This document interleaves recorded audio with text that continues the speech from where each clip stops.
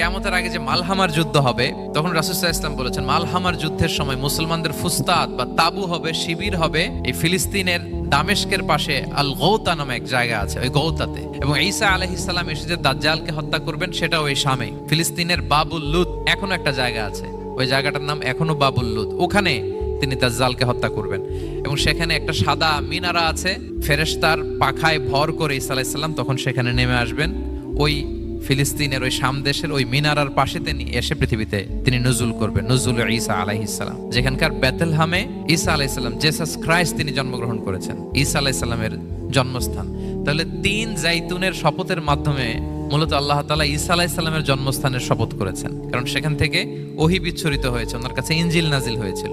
এবং এই শামের মর্যাদার ব্যাপারে অনেক কথা আল্লাহর হাবিব সাল্লাল্লাহু আলাইহি ওয়াসাল্লাম তিনি বলেছেন। আল্লাহ রাসূল সাল্লাল্লাহু আলাইহি ওয়াসাল্লাম যখন মেরাজে যান, তখন মক্কা থেকে এই শাম দেশে ফিলিস্তিনের বাইতুল মাকদাসে রাসূল সাল্লাল্লাহু আলাইহি ওয়াসাল্লামকে নিয়ে যাওয়া হয়েছিল। এবং রাসূল সাল্লাল্লাহু আলাইহি ওয়াসাল্লাম প্রায় বলতেন তুবা আলি শাম, শামের জন্য বরকত, কেননা ফেরেশতারা তাদের রহমতের পাখা শাম দেশের উপর বিছিয়ে রেখেছে। এবং তিনি বলতেন ফিতনার সময় আলাইকুম বিশাম, তোমরা শামে যেও, শামে থেকো। এবং তিনি দোয়া করেছেন আল্লাহুম্মা বারিক লানা ফি শামিনা, আল্লাহ তুমি আমার শামে, শাম অঞ্চলে আল্লাহ তুমি বরকত দিও। এবং হাদিসে এসেছে এই শামই হচ্ছে আরদুল মাহশার, এখানেই হাসর হবে।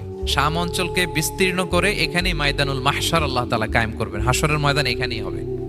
এবং সেখানেই হচ্ছে সানিউল কিবলাতাইন, আমাদের আগের কিবলা কিন্তু বাইতুল মাকদাসের দিকে ছিল, যেটা শামে অবস্থিত, ফিলিস্তিনে বাইতুল মুকাদ্দাস। যেই মসজিদে নামাজ পড়লে 1 রাকাতে 500 রাকাতের সওয়াব। 3টা মসজিদে সালাত পড়লে স্পেশাল ভার্চুর কথা আছে, এর বাইরে আর অন্য মসজিদের বিশেষ কোনো ফজিলত নাই, বাকি সব মসজিদ সমান।